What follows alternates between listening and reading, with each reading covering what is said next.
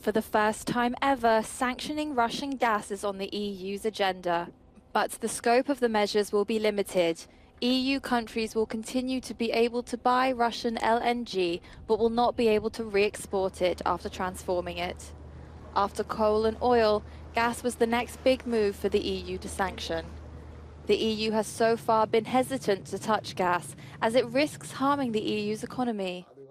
This expert explains how the EU waited for the right conditions. With the storage basically at a very safe place and with new suppliers and new contracts, the EU feels like it can start sanctioning Russian gas.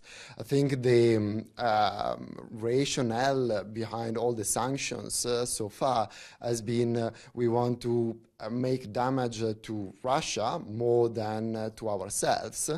And that's why natural gas was never sanctioned before.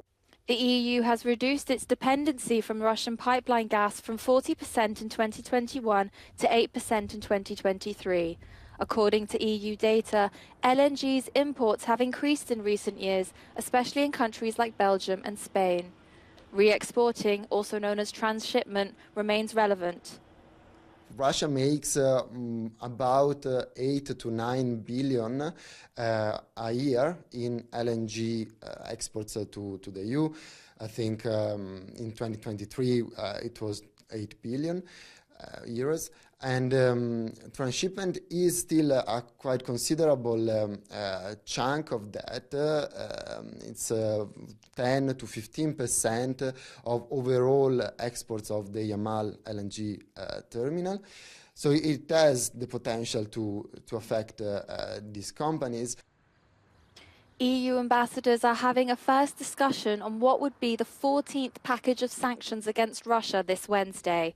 The goal is to approve it before Hungary takes over the Council presidency next July, as Budapest has previously presented opposition to previous packages.